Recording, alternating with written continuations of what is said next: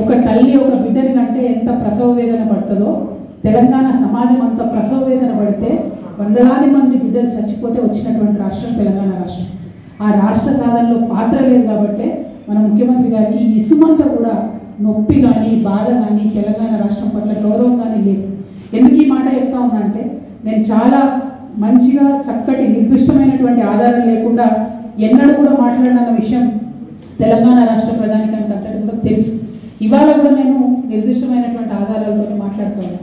ముఖ్యమంత్రి గారు నిన్న ఢిల్లీలో మాట్లాడుకుంటే ఏం చెప్పిండ్రు, మా రాష్ట్రానికి సంబంధించి నేను ప్రతి నెల కనీసం 500 కోట్ల రూపాయలు కూడా ప్రగతిశీల పనులపైన నిర్మాణాత్మక పనులపైన అంటే క్యాపిటల్ ఎక్స్పెండిచర్ నేను చేయలేకపోతా ఉన్నా అని చెప్పి బాధలు వ్యక్తం చేశాను. ఇంకొక మాట ఏమన్నాడు, నేను 5,500 కోట్ల కన్నా ఎక్కువ నాకు వస్తలేదు, నాకు వెసులుబాటు లేదు రాష్ట్రానికి చెప్పడం జరిగింది. ఇవాళ రాష్ట్రానికి వస్తున్నటువంటి ఆదాయం నేను చెప్తున్న లెక్కలు కాదు, ఆర్బీఐ చెప్తున్న లెక్కల ప్రకారం 18,800 కోట్ల పైసలకు ఆదాయం ఈ రాష్ట్రానికి వస్తుంది. అందులో అయ్యే ఖర్చు ఎంత అంటే జీతాలకు, అప్పులకు, ట్యాక్సులకు వాటికి ఖచ్చితంగా ఇవ్వాల్సినటువంటి ఖర్చు 6,000 కోట్లు. అంటే 18,800 కోట్లలో మీరు 6,500 కోట్లు తీసేస్తే మీకు నికరంగా 12,000 కోట్ల పైసలకు ప్రతి నెల రాష్ట్రం దగ్గర ఆదాయం ఉంటుంది. ఈ రేవంత్ రెడ్డి గారు వచ్చినప్పటి నుంచి ఇప్పటి వరకు కూడా గత సంవత్సరం ఆర్బీఐ ఇచ్చిన రిపోర్ట్లు కూడా ప్రతి నెల దాదాపుగా 3,000 యావరేజ్ తీసుకుంటే 3,000 కోట్ల పైచీలకు ఆయన క్యాపిటల్ ఎక్స్పెండిచర్ చేస్తున్నారు. ఏదో ఒక్క నెలలో మాత్రమే 500 కోట్లు ఖర్చు పెట్టి ఇంకొక నెలలో 7,000 కోట్లు ఖర్చు పెట్టి ఇది క్యాపిటల్ ఎక్స్పెండిచర్. ఆర్బీఐ బాజాబ్తా చెప్పింది. రేవంత్ రెడ్డి గారు లెక్క చెప్తే నేను నమ్మకపోతుంది, కానీ ఇది ఆర్బీఐ చెప్పిన లెక్క. దీని ప్రకారమే యావరేజ్గా 3,000 కోట్లు రాష్ట్ర ప్రభుత్వం ఖర్చు పెడుతుంది. అంటే మరి ముఖ్యమంత్రి గారికి ఈ లెక్క తెలియదా? ఎవరు ఖర్చు పెడుతున్నారు, ఇది ఎక్కడ ఖర్చు అవుతుంది, ఈ విషయం మీద ముఖ్యమంత్రి గారికి అవగాహన లేదా? మరి క్లారిటీ ఇవ్వాలి. ఎందుకంటే మీరు నేషనల్ మీడియాలో కూర్చొని ఒక ముఖ్యమంత్రి స్థాయి అయి ఉండి 500 కోట్లు కూడా నేను ఖర్చు పెట్టలేకపోతున్నా అని చెప్తుంది. ఎందుకు ఈ మాట చెప్పాడు ముఖ్యమంత్రి గారు అంటే ఆ వ్యక్తి ఆ విలేకరు అడిగిండు, ఏమైనా మీరు మహిళలకు డబ్బులు ఇస్తామంటే, రైతులకు ఇస్తామంటే, ఉద్యోగాలు ఇస్తామంటే ఇవన్నీ చెప్పొచ్చిండు, ఇన్ని సంక్షేమ పథకాలు చేపడతామని చెప్పొచ్చిండు కదా, మరి మీరు ఎందుకు ఇస్తలేరు మహిళలకు 2,500 అని అడిగితే అది తప్పించుకోవడానికి అప్పటికప్పుడు బయటపడడానికి ఏం చెప్తాడంటే 500 కోట్ల కన్నా ఎక్కువ ఖర్చు పెట్టడానికి నా దగ్గర డబ్బులు లేవు, మా రాష్ట్రం బాగలేదు, మా రాష్ట్రం ఫైనాన్షియల్ సిచ్యువేషన్ బాగాలేదని చెప్పారు. ఇంతకన్నా దౌర్భాగ్యం ఉంటుందా? నీకు నికరంగా ఆదాయం 12,000 కోట్లు వస్తున్నాయి, 18,800 కోట్లలో 6,000 ఖర్చు పెట్టగా 12,000 కోట్లు మిగులుతున్నాయి, 3,000 కోట్లు ఆల్రెడీ మీరు స్పెండ్ చేస్తున్నారని ఆర్బీఐ లెక్కలు చెప్తుంది. ఇంత దౌర్భాగ్యం ఏందని చెప్పి నేను ముఖ్యమంత్రి గారిని ప్రశ్నిస్తా ఉన్నాను. ప్రయత్నంలో మన సొంత రాష్ట్రాన్ని అవమానిస్తున్నటువంటి ముఖ్యమంత్రి గారి వైఖరిని ఈ సందర్భంగా నేను తీవ్రంగా ఖండిస్తూ ఉన్నాను. అదేవిధంగా తెలంగాణ రాష్ట్ర ప్రజలకు మరొక ముఖ్యమైన విషయం చెప్పాలి. ఈ నిన్నటితోని 7వ తారీఖుతోని 15 నెలలు అయింది కాంగ్రెస్ ప్రభుత్వం అధికారంలోకి వచ్చి. ఈ రోజుతోని వీరు తీసుకొచ్చిన అప్పు, ఈ 15 నెలలలో వీరు తీసుకొచ్చినటువంటి అప్పు అక్షరాల 1,50,000 కోట్ల రూపాయల అప్పు తీసుకొని వచ్చి 15 నెలలలో 1,50,000 కోట్ల అప్పు. అంటే ఆ అప్పు మామూలుగా తీసుకురాలి. 2024 నవంబర్ 30 నుంచి మొదలు పెడితే ఇప్పటి వరకు ఈ రోజు వరకు తీసుకున్నటువంటి అప్పు మొత్తం 1,52,918 కోట్ల రూపాయలు కరెక్ట్గా చెప్పాలంటే. అంటే నెలకు దాదాపుగా 10,000 కోట్ల రూపాయలు అప్పు తీసుకొస్తున్నారు మీరు. మరి 10,000 కోట్ల రూపాయలు ఏడిపోయినట్టు? మీరు కనీసం మహిళలకు 2,500 ఇస్తలేరు, రుణమాఫీ ఇంతవరకు సంపూర్ణంగా కాలేదు, రైతు బంధు సంపూర్ణంగా కాలేదు, రైతు బీమాకి ఇంకా బాకీ పడి ఉన్నారు, బోనస్ ఇస్తామన్నారు, బోనస్ ఇవ్వలేదు, అది కాస్త బోగస్ అయిందని అందరూ కూడా మాట్లాడుకుంటున్నారు. ఇట్లా ఒక్కొక్కటి లెక్క పెట్టుకుంటా పోతే నిన్నగాక మొన్న మీరు చేనేత మిత్రుల దగ్గరికి పోయారు, వాళ్ళకి ఇవ్వాల్సిన బీమా డబ్బులు కూడా మీరు కడతలేరు. మొన్న మహిళల దగ్గరికి పోయారు, మహిళలకు ఇస్తా అని చెప్పినటువంటి ఏ విషయం కూడా మీరు ఇస్తలేరు. మరి ఈ డబ్బులన్నీ ఏడిపోతున్నట్టు? కేసీఆర్ గారు అప్పు తీసుకొచ్చిరని బదనాం చేశారు. ఇవాళ మేము కేసీఆర్ గారు తీసుకొచ్చినటువంటి అప్పుకు మీకు న్యాయ పైసతో సహా లెక్క చెప్తాం. మరి మీరు కూడా మీరు ఈ 1,50,000 కోట్లు తీసుకొచ్చారు, దానికి లెక్క చెప్పాలని చెప్పి నేను డిమాండ్ చేస్తూ ఉన్నాను. కేసీఆర్ గారు మొత్తం 10 ఏళ్లలో తీసుకొచ్చిన అప్పు ఎంత అంటే, ఇది కూడా ఆర్బీఐ రికార్డు, నేను చెప్పే కవిత్వం కాదు, అప్పు ఎంత అంటే 3,89,000 కోట్లు. దాంతోపాటు మనం గ్యారంటీలు ఇస్తాం కార్పొరేషన్లకు ప్రభుత్వంగా, అది మరొక 38 కోట్లు, అంటే 38,000 కోట్లు, మొత్తం కలిపి 4,30,000 కోట్ల రూపాయలు కేసీఆర్ గారు అప్పు తీసుకొస్తే ఒక్క కాళేశ్వరంకే 90,000 కోట్లు మేము ఖర్చు పెట్టినాం.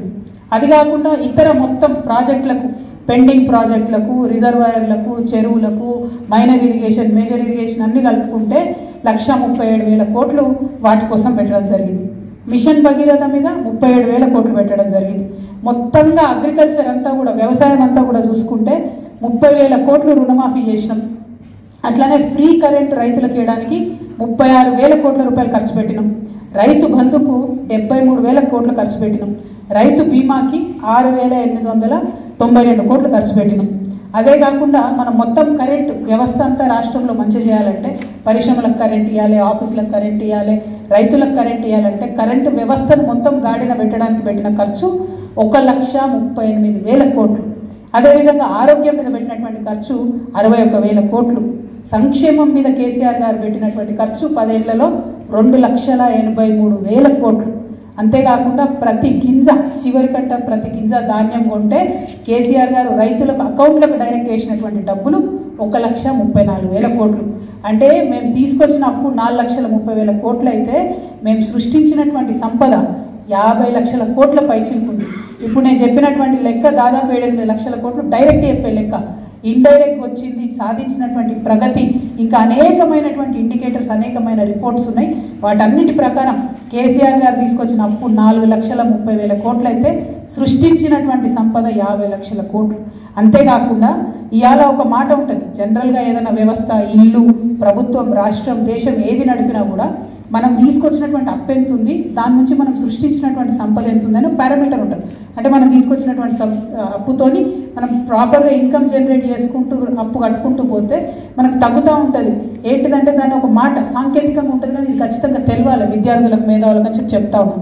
ఇంట్రెస్ట్ పేమెంట్ పర్సెంటేజ్ ఏదైతే మన రాష్ట్రంలో వచ్చే ఆదాయంతో ఇంట్రెస్ట్ పేమెంట్ పర్సెంటేజ్ ఏదైతే ఉంటుందో అది రాష్ట్రం వచ్చేటప్పటికి, తెలంగాణ రాష్ట్రం వచ్చేటప్పటికి 21.64 అంటే 21.64% ఉంటే మా ప్రభుత్వం అయిపోయినాటికి 2023లో మేము అధికారంలోంచి వెళ్ళిపోయే సమయానికి 17.19% తగ్గించుకోగలిగాం. అంటే ఎంత బాధ్యతగా తీసుకొచ్చినటువంటి అప్పును నిర్మాణాత్మకంగా కడితే అది సాధ్యమైందన్నటువంటి విషయం ప్రజలందరూ గమనించాలని చెప్పి నేను కోరుతా ఉన్నాను. మరి ఇవాళ ముఖ్యమంత్రి గారి గురించి ఆలోచిస్తుంటే నిజంగా చాలా దయనీయంగా ఉంది. ఆయనకు ఒక సామాజిక దృక్పథం లేదు, ఒక ఆర్థిక క్రమశిక్షణ లేదు, వాగ్దానాలు నిలబెట్టుకోవాలనేటటువంటి నియతి లేదు, కనీసం భవిష్యత్తు పట్ల ఒక దూరదృష్టి లేదు, పేదవాని కడుపు నింపాలనేటటువంటి ఆలోచన లేదు. నేనేమంటున్నా అంటే ఈ 15 నెలలల్లో మీరు వచ్చినట్టు అప్పులు తీసుకుపోయి పెద్ద కాంట్రాక్టర్లకు ఇచ్చింది, ఇంకా 35 నెలలు మాత్రమే ఉన్నది. కనీసం నెలకొక మంచి పని చేయండి. మీరు ఒక నెలకొక్క మంచి పని అనే ఒక్కటన్నా మంచి పని చేయండి. ఈ 15 నెలల్లో చెప్పుకునే స్థాయిలో ఒక్క పని కూడా మీరు చేయలేరు. అదేవిధంగా మీరు ఈ అప్పు ఏదైతే తీసుకొచ్చిరో ఆ అప్పుకు సంబంధించి ఖచ్చితంగా ఒక వైట్ పేపర్ రిలీజ్ చేయాలని చెప్పి నేను డిమాండ్ చేస్తూ ఉన్నా. ఎందుకంటే 12,000 కోట్లు నెలకు నికరంగా డబ్బులు కనబడుతున్నాయి. ఒక్క సంక్షేమ పథకం ప్రారంభం కాలేదు, ఒక్క పెద్ద ప్రాజెక్టు ప్రారంభం కాలేదు, కానీ పెద్ద కాంట్రాక్టర్లకు మాత్రం పేమెంట్స్ కంటిన్యూస్గా జరుగుకుంటూ పోతున్నాయి. ఈ విషయాన్ని ప్రజలు గమనిస్తూ ఉన్నారు.